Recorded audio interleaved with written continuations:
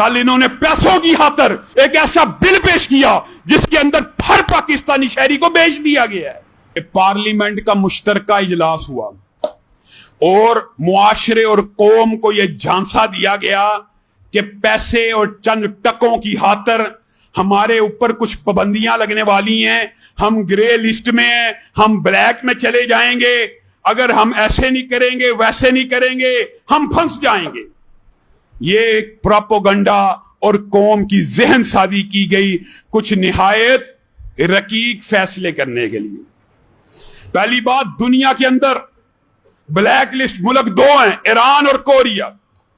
बताइए पाकिस्तान के अंदर वो कौन सी ऐसी मुसीबत है जो हमारे हुक्मरान सही मानों में अपना मुकदमा सफारती तौर पे इनके सामने नहीं लड़ पा रहे कि हमें क्यों ग्रे लिस्ट में रखा हुआ है।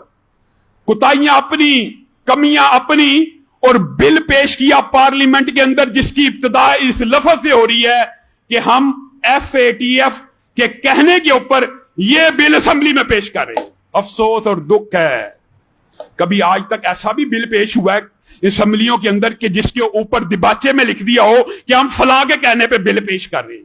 यानी कानून साजी का इख्तियार पार्लियामेंट का नहीं है, बाहर से आर्डर आया उसके कहने के ऊपर कानून साजी करने लगे हैं। और कानून साजी की जो शिक्के हैं खुदा के वास्ते पड़ा कीजिए। मुआशरे के अंदर खास तौर पे ऐसा झूठ और प्रोपेगेंडा फैलाया जाता है, एक ऐसी तैयार कर ली गई है प्लानिंग कि जो भी कोई बात करे ये जी खान साहब का खिलाफ है, जी ये खान साहब के मुखालिफ। और भाई खुद पढ़ लो, बिल पेश हुआ, एक शिक ये है, दुख हो रहा है, अफसोस है। पहले खान साहब रेमन डेविस, एमल कांसी खान साहब वो हैं जिन्होंने आफिया सिद्दीकी के बारे में बाकायदा कंपेन की और अच्छा किया था कि अपने मुल्क की बच्चियां बेटियां कौन बेचता है। खान साहब इस तहरीक के उस वक्त रहनुमा हुआ करते थे, बड़े मुअस्सर। आज बिल पेश हुआ, इसके अंदर लिखा आफिया सिद्दीकी, रेमन डेविस, एमल कांसी वगैरह की बात नहीं, इस बिल में खुलेआम लिख दिया गया कि कोई भी गैर मुल्की जब भी किसी पाकिस्तानी शहरी को मांगेगा पाकिस्तान देने का पाबंद होगा। मुआज़ल्लाह, ये हमारे आइन के खिलाफ है, ये हमारे दस्तूर के खिलाफ है, ये हमारी आईनी शख्सी पाकिस्तानी आजादी के खिलाफ है। ये पाकिस्तानी पासपोर्ट को इज्जत दी है, ये वो इज्जत है जिसका वादा किया करते थे। खान साहब ने 100 से ज्यादा यू टर्न लिए। पिछले दिनों मैं सुन रहा था, हैरान रह गया, ड्यूअल नेशनैलिटी के ऊपर कहा करते थे किसी दौर में ये जो ड्यूअल नेशनैलिटी वाले हैं ये पाकिस्तान में क्यों है। अभी गुज़िश्ता हफ्ते तकरीर की, ये ड्यूअल नेशनैलिटी वालों के पीछे लोग पता नहीं क्यों पड़ जाते हैं।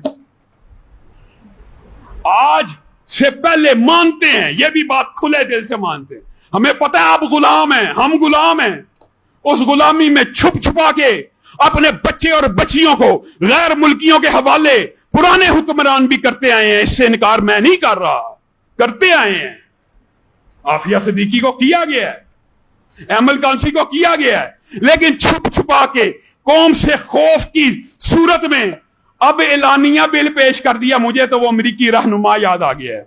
अल्लाह की कसम दुख के अल्फाज हैं, लेकिन आज हमारी कौम के ऊपर फिट आ गए हैं, अफसोस है। उसने कहा था ये कौम ऐसी है जो पैसों की खातर मुआदला मां बेच सकती है। कल इन्होंने पैसों की खातर एक ऐसा बिल पेश किया जिसके अंदर हर पाकिस्तानी शहरी को बेच दिया गया है।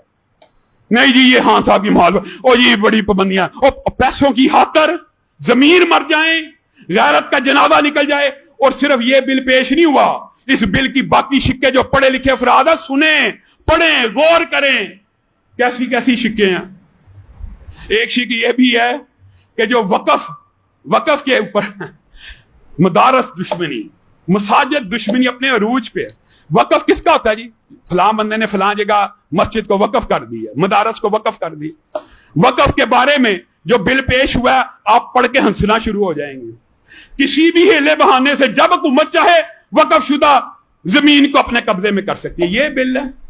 हम इन बिलों को पाकिस्तान के कानून, शख्सी आजादी, आईनी आजादी और फ्रीडम ऑफ स्पीच के जो बुनियादी आईनी हकूक 1973 के आइन में उनसे मुतसादम समझते हैं, इसलिए हम इन बिलों को नहीं मानते। एक बात ये